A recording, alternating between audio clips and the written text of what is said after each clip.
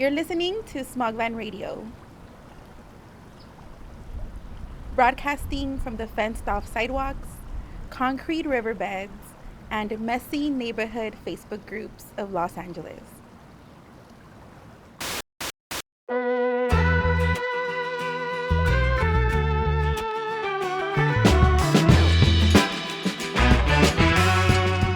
I'm your host, Nancy Mesa.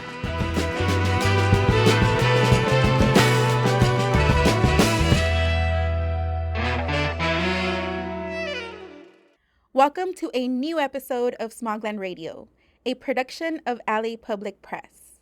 Each episode, we're going to be going on a little journey across LA together. Remember that this is your news podcast about the city we all hate to love and love to hate. But first, Smogland Radio is made possible by our amazing donors and supporters. If you haven't done so yet, you can become a supporter at lapublicpress.org/donate. Today on the show, we're going to Bell Gardens in Southeast LA. Okay, have you ever been to a local government public meeting? If you have, you know that the many colorful characters that make up a community are usually present. And you also know that the meetings can feel super long and draining until what No you one's want. bullying anybody. The only bully here. something juicy happens. Pedro, you're ridiculous. It's so sad that you're on here lying to everybody. You have a responsibility as the mayor to be Councilmember truthful. Barzana? Go ahead, Marco. Count. Okay. Today, we've got a story about something happening in local government at the Bell Gardens City Council specifically. To really understand what's happening in your local government, sometimes you just got to get into the weeds. You got to pull back the curtain and take a look at all the messiness happening behind the scenes. And today on Smogland Radio, we're spending most of the show in that messiness. All right, let's go. Today in the studio, we are joined by LA Public Press reporter Ashley Orona and LA Public Press managing editor Adrian Baumann. Thank you so much for joining me in the studio today. Hi, Nancy. Glad to be back. How's it going, Nancy? Awesome. All right, so welcome to the studio. Okay, so we are here today because LAPP got a super hot tip, and you two actually went out and investigated it. And it's about Bell Gardens, right? But before we talk about the tip itself, let's just introduce people to Bell Gardens. So where is Bell Gardens, and what can you tell me about it? Yeah, so glad to be back, Nancy. Bell Gardens is an incorporated city in Southeast LA County. It has a very large Latina population. Some people may know it for the bicycle casino, which if you're driving down the 710 freeway, you can see the big tower. Some people might also have some childhood memories there in the Toys R Us that's no longer there, or some stressful memories at the DMV. It's also very famous for the Diosa de los Moles, which is one of my favorite restaurants. Bell Gardens was also one of the first cities to have rent control in the Cela region, and many other cities around are trying to emulate that as well. But Bell Gardens also has a history of being messy at their city council meetings sometimes. There was this one time a city council member who is not on the council anymore was at the center of a lot of drama. So a few years back, this council member and another council member went at it in front of the public at one of the city council meetings. One of them was accusing her colleagues of having some conflict of interest with a contractor that they've hired.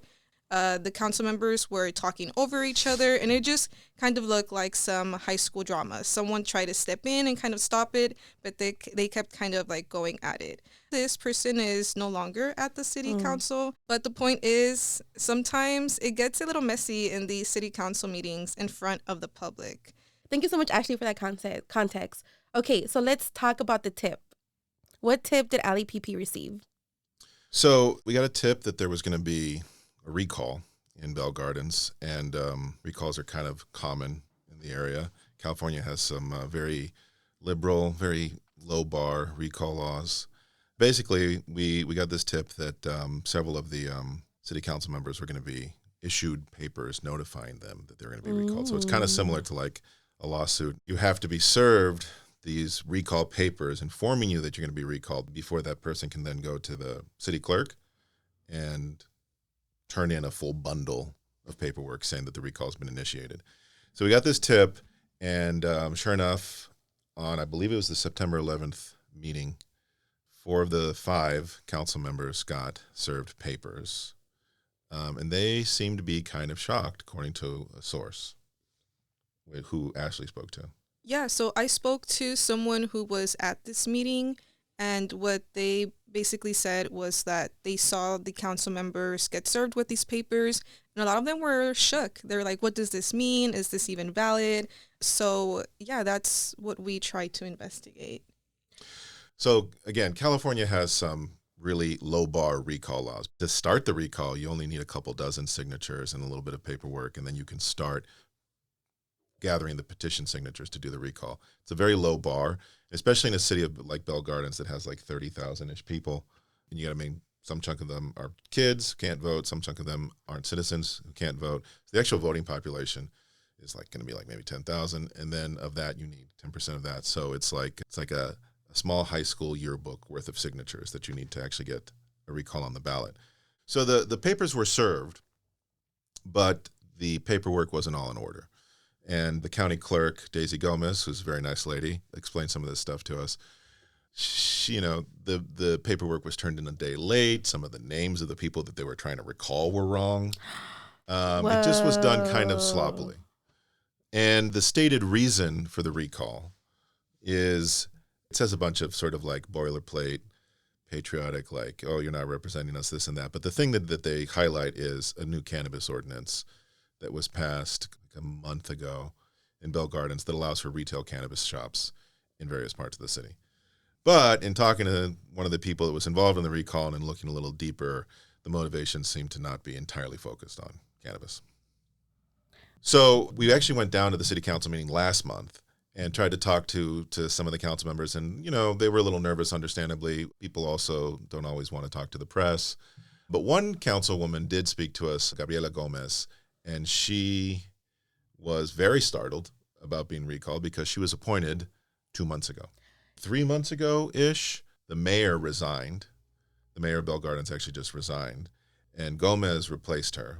And so this is one of the instances where the paperwork was filed incorrectly because the challenge to recall Gomez actually had the name of one of her predecessors listed.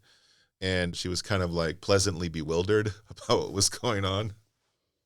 She was just like, I didn't vote on any of this stuff. She just got there. Yeah. We have some tape of her talking about that. All right, let's pull it up. Honestly, I'm fairly new at this, so I was like, whoa, recall, okay. But I was actually appointed in August. To fill a vacancy. Okay.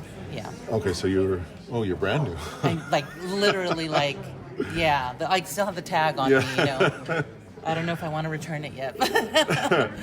But, it's they I guess they wanted to recall who they thought they could recall, and so that's what they went ahead and did. All right. Well, thank you very much. Thank you.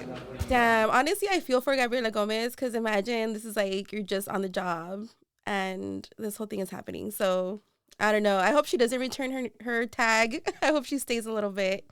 All right. So who is responsible for this recall? Who's the person or the group that are trying to get these members out of council?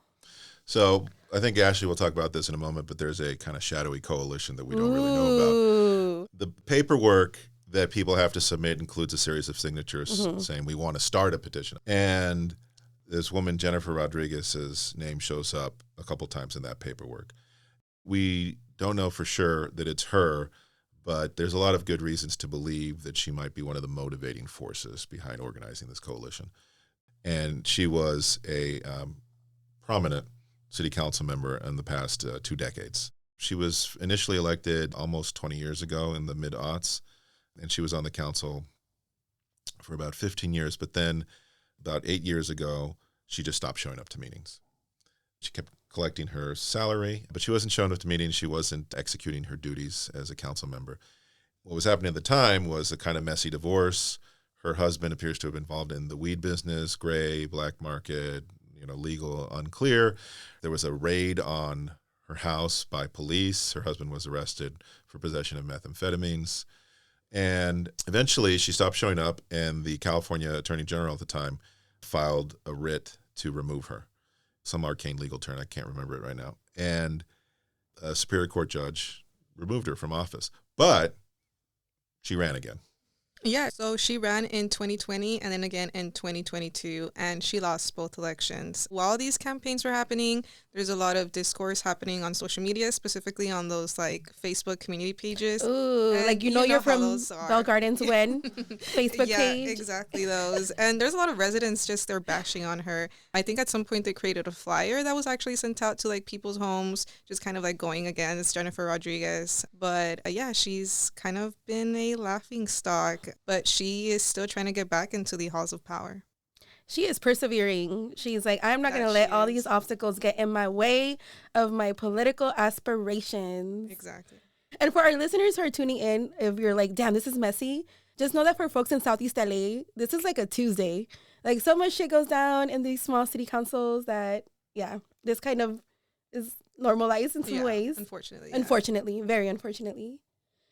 So talking about community watchdogging, word on the street is that there's also this website talking about Jennifer. Can you talk about the website? Yeah, there's a website. It's just called Basta Jennifer, right?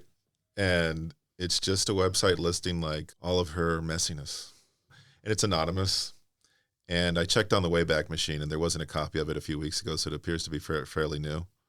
I think it's gone up roughly around the time of the recall. So this website went up around that time, and it's kind of a mean website. It's got like a very unflattering picture of her at the top, and like everybody looks bad when they're in the middle of a facial expression, and says, it's a little unfair, but like it's interesting. There's a lot of interesting facts about her on there.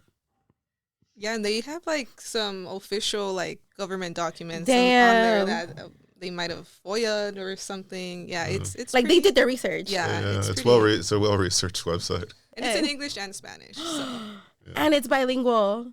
So They know their everyone can audience. understand. All right.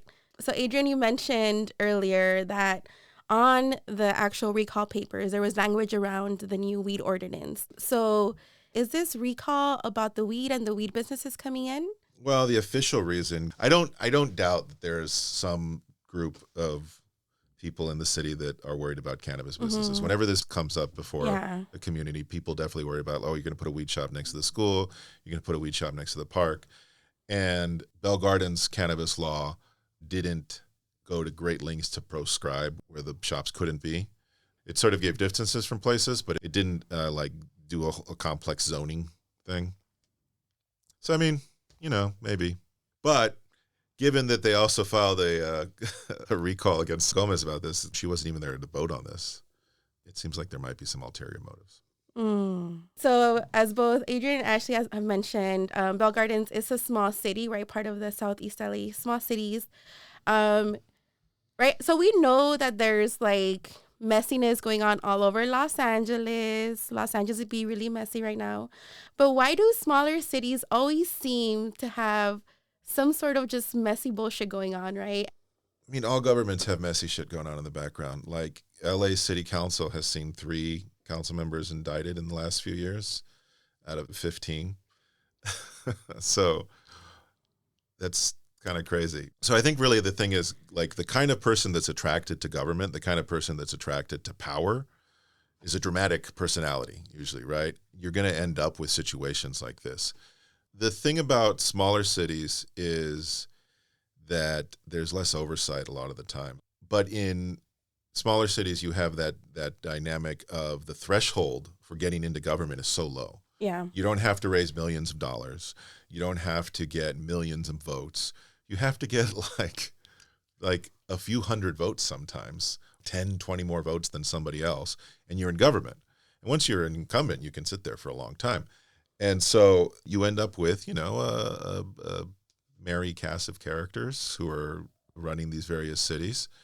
And in Southeast LA, there's so many different cities with so many different city government. The distance between people and their government is actually much smaller, which a lot of people like that, right? People talk about that as a virtue and a value of like having so many small cities as opposed to 4 million people in the city of Los Angeles. And like, it means that you're going to get to see the sausage get made on that same granular level. And sometimes you don't want to see how the sausage gets made. You just want to eat it. You just want to have a good ass hot dog.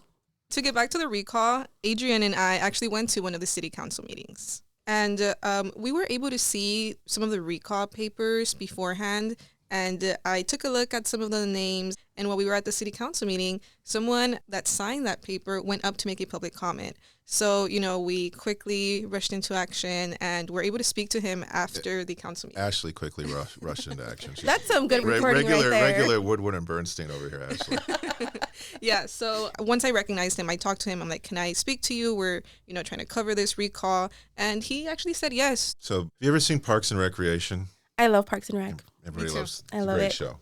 When you watch this, if you've covered a lot of small city councils, when you watch the show, the thing that really stands out is like true to life, is that every city council has a handful of usually older people who go every time and talk about whatever they want to talk about. They're like, today I'm going to talk about the United Nations. Today I'm going to talk about the president. Today I'm going to talk about alligators. And this guy went up and spoke twice at the city council. When we asked him, like, what's the purpose behind this recall? He goes, well, the cost of water went up. The cost of electricity went up, which, of course, the city's not controlling the cost of electricity.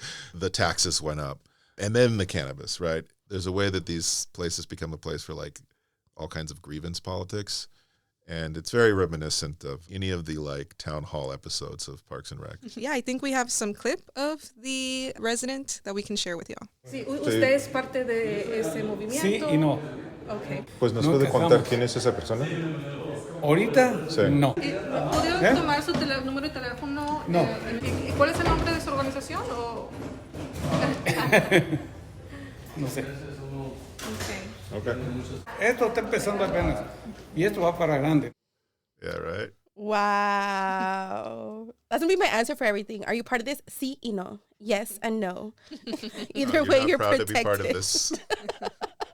So we, asked him, like, who else is involved or what are the reasons for this recall? And he said that he couldn't comment, that he had to get, like, permission from the higher-ups or from the other coalition members. That is very paranoid. I sense paranoia. A little bit, yeah. I sense I'm hiding something, but I also want to tell you something. Yes, I think it also senses, like, trying to protect someone. And may this someone be Jennifer Rodriguez? Wow. So this is all interesting, right? This is happening in Sela in Southeast LA. I actually had the honor to spend some time, right, in Sela. And one thing I noted that was different, right, coming from Boyle Heights to Southeast LA is that folks in Sela are aware of corruption. And in a way, they're also super hyper aware. Like, as you mentioned, right, they're super hyper aware of their council members, their past. This is someone they went to high school with. They know. Like, I remember the first couple of weeks, I got the lowdown of, like, the Sela chisme that was happening at Elizabeth Bakery, over Cafecito and the tiny little the bolitos. So for me, that was really interesting, right? Because in Boyle Heights, like, through my work in the anti-gentrification movement, we had to convince people, like, you shouldn't trust these politicians. And when I went to Sela, folks were already very distrusting, right? It was just like, nah, man, that person kind of is shady. So what do you think makes Sela corruption unique? Adrian, you mentioned that the whole city's corrupt, right? The whole county. The whole county. Or The whole no. country. The whole world. The whole city, the whole county, the whole country, the whole world. Maybe the universe. I don't know. We have to go explore. But what makes Sela corruption unique? Yeah, so there's been many widely covered corruption cases in Southeast LA, as many listening might know already. The LA Times covered how the city of Bell had a huge corruption scandal. Various city officials, including the city manager, the police chief, and some council members, were receiving outrageous salaries, despite Bell being one of the poorest cities in the county. There's also been other corruption cases in Southgate, Maywood, Cudahy. And I think what makes it unique in Sela is that some community members might live in one of the cities, but they work in the other, or they go shopping in one of the others, or went to school in one of the others. So when corruption happens in one of these cities, it just doesn't affect that immediate city. It affects the region. So I think all of these just incidents has made residents more distrustful of their elected officials. Right. And I feel another important piece is that there's also not a lot of traditional media that's focused on Sela or the Sela region at all. So then you have these Facebook groups and citizen journalists who actually do the work themselves of digging up the dirt, right, and putting together information so people actually know what's happening. But I feel like without more traditional media, honestly, politicians just feel like they could get away with things that they wouldn't get away with elsewhere, or for example, if the LA Times had covered them. The Bell thing is interesting because people in Bell knew that had been happening for Yeah. decades, Mhm. right? Not only were they getting like $600,000-$700,000 salary, but like, they were just very personally vindictive too. And they would do stuff like put a bus stop in front of somebody's house to fuck them over if they complained in the city council meeting and stuff like that. But, in reality, this has been happening in all these different cities forever, but there's not Yeah. a ton of press attention and there's not a ton of resources. If one LA city council member is doing something shady, everybody's interested in that. If one city council member or city manager in Sela is doing something that's, a couple $100,000 here and there kind of corruption, which on the scale of that city is a big deal. Yeah. But on the scale of the country or the state, just gets ignored until the LA Times is like, well, we feel like we want a Pulitzer this year. Let's go look at something. So like, I don't want to give the impression that Sela is a uniquely corrupt place. I think government officials and people everywhere are corruptible. Sela is a place where it's easier to get away with certain levels of corruption. And Sela is a place where there's so many different cities. And it also means that people are closer, as we said before several times here. You went to high school with the city council member. And so like, you see him at the bar talking loudly after a few drinks and people find out stuff, right? I think that's one of the key differences to keep in mind here.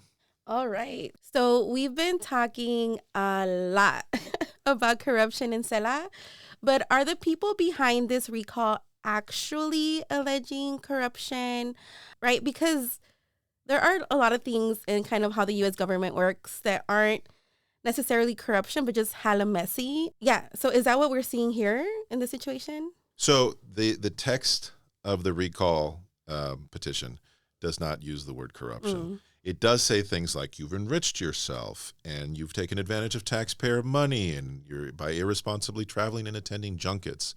When people throw around the word corruption, like colloquially, and they kind of just mean bad government or they mean like government that might pay off for the politician, but that wouldn't the legal muster for corruption where like the FBI would raid you.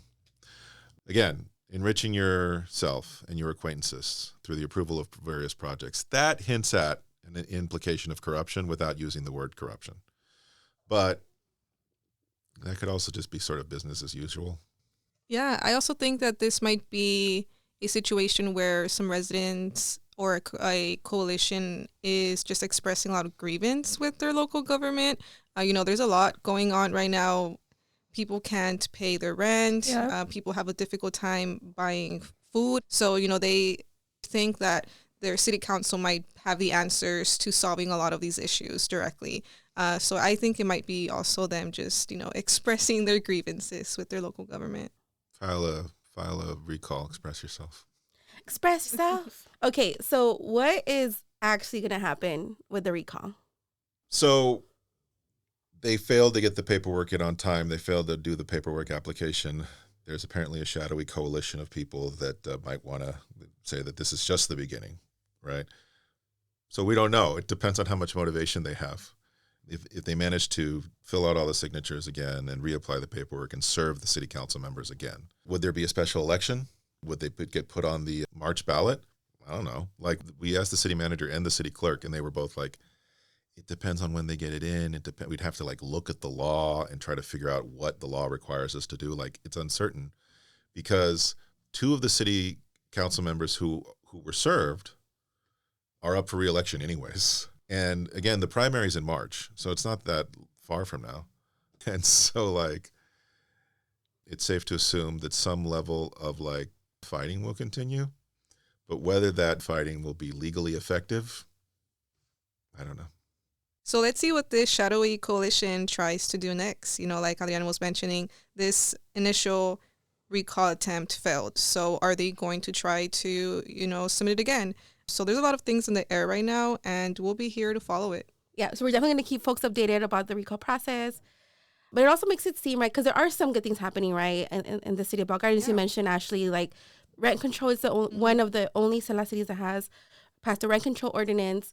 The recall process is meant to be kind of a tool, right, for voters and a tool for constituents to be able to hold folks accountable. And I just, for me, like, from hearing all this, just kind of feared, like, there's a lot of good things that some folks who are not corrupt on Bell Gardens City Council want to do. So I just hope that it doesn't disrupt kind of like the things that need to happen in terms of like local government or small government functioning. But I guess we'll just have to wait and see. Yeah. Thank you so much, Ashley Of course. and Thank you for having Adrian, us. for Thank you joining for me in having the us. studio and for giving me this hot ass chisme. Of course. And it's not chisme because y'all investigated it. So yeah, thank you for joining me in the studio today, and we'll keep all of our listeners up to date on this recall process. Thank you, Nancy. Thank you, Nancy.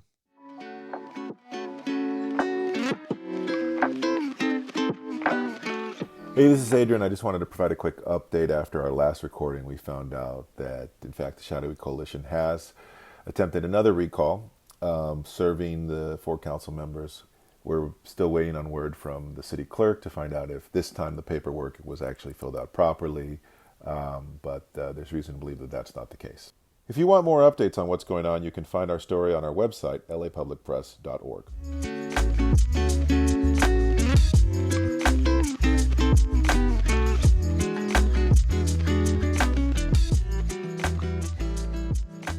We're going to end the show this week in the San Fernando Valley on Aetna Street.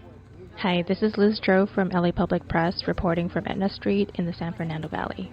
That's where a community of unhoused folks have been living for years. The city has tried to sweep and displace them before, but the Aetna Street community has managed to stay together. They successfully negotiated with city workers to get a trash pickup instead of a sweep. They wrote a letter to the mayor, but over the past month, Aetna residents and activists say it feels like the city has put a target on their back. First came the outreach workers, then the police, and then the fence. In their letter to the mayor, Aetna residents asked that the city tell them in writing about any offers of housing or motel rooms, since it's so common for offers to change or evaporate entirely once people have already given up their tents and other belongings. And sanitation to come. Like, so what's going to happen tomorrow? They're here tomorrow on Thursday. But city workers refused to give Aetna Street residents any of that information before hurrying them into shuttles and taking them off Aetna Street. All they knew was that they were going to a motel room somewhere with no idea about how long they'd be allowed to stay there. Residents who have tried to stay on the block have gotten arrested, cited, or both. There's been a series of sweeps where the remaining residents lost most or all of the belongings they had left. The city then put up a fence blocking off the public sidewalk where the Aetna Street community had once been. Residents say it feels like the city is determined to displace them by any means necessary, despite apparently having no permanent housing to offer them and no plan for how they could permanently move off the street. Here are 2 people who have been arrested over the past month: organizer Carla Orendorf and Jelly, an Aetna Street resident. Carla talks first. We've had 5 arrests, completely fenced up public sidewalk, people who are very unhappy in hotels, who are like bed bug ridden, can't sleep in their beds. The city of LA is a fucking disaster. The cruelty, I mean, what it is it's punishment, because this is a strong community of people who like genuinely look out for each other and have been punished and criminalized for caring for each other. They've been displaced 1, 2, 3, 4. This is the 5th displacement in 2 weeks. They're trying to kill people, and they very nearly did. There are people that don't survive this. Like, I feel like I'm targeted. There's a laser beam pointed at the middle of my forehead for a kill shot. That's how I feel. And I'm just like, and if they're trying to help people get housing and permanent housing and all this other stuff, I was like, that's not the way you're supposed to do it. they're not here to help. The city, without a doubt, is trying to take people out. Like they've taken everything from people multiple times over. LAPD is running the show. They believe that they control the streets, and they're punishing people. People have described feeling hunted by LAPD, which is exactly what they're doing. They're just hunting people. They're targeting they're targeting Black people in this community, especially. That's who has mostly been handcuffed, but they're targeting everybody that lives on the street.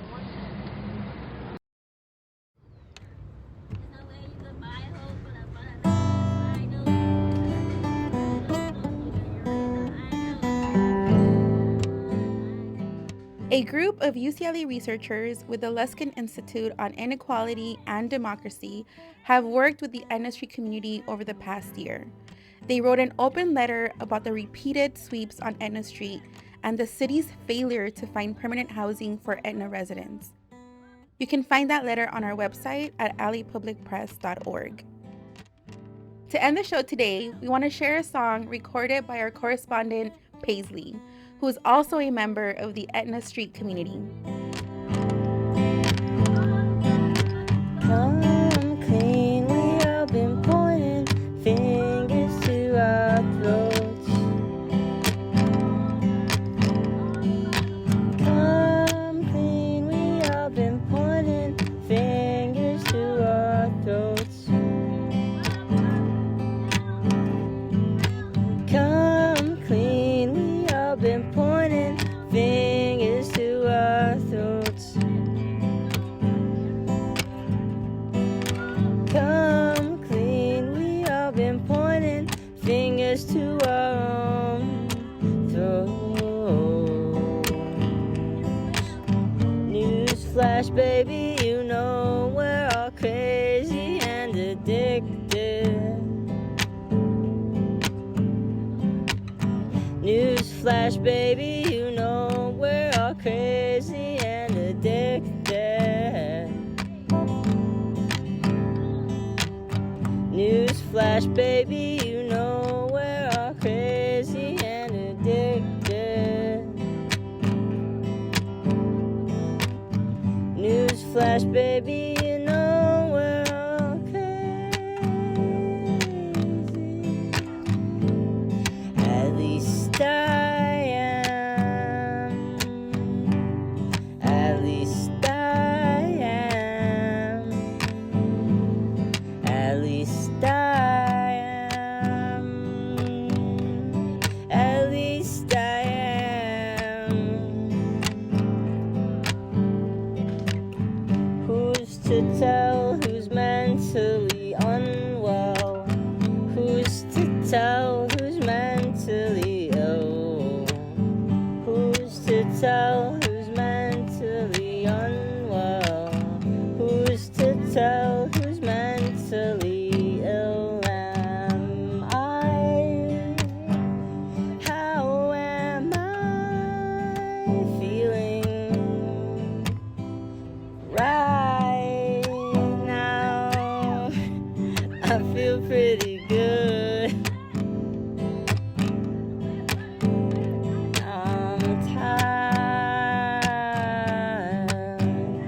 I'm tired. I'm tired, but it's worth it to be here with you. I'm sleeping. I'm sleeping when I'm sitting here. I'm sleeping, but I'm here with you.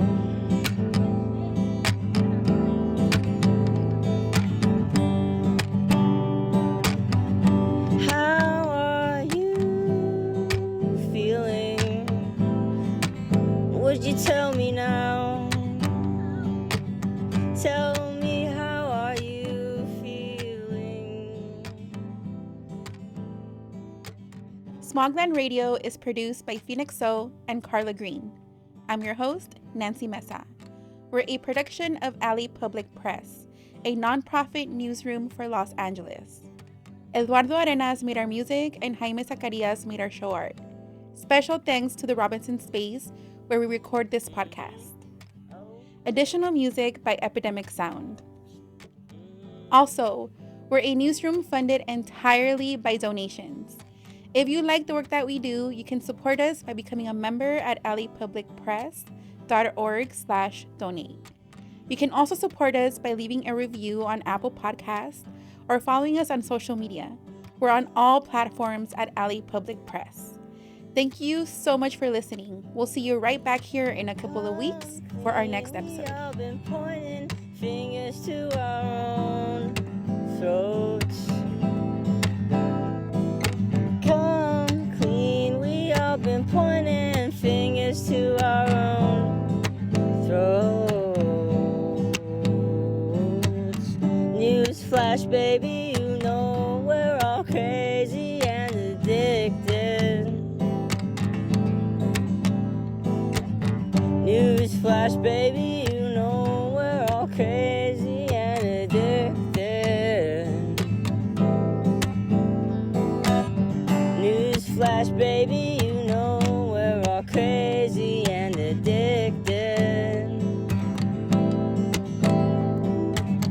Newsflash, baby, you know we're all crazy.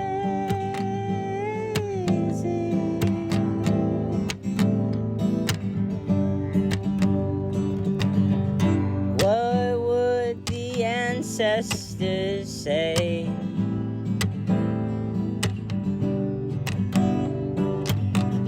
What would the ancestors do?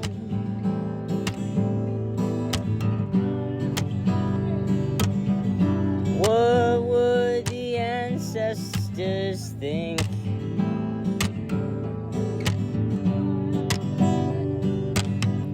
What would the ancestors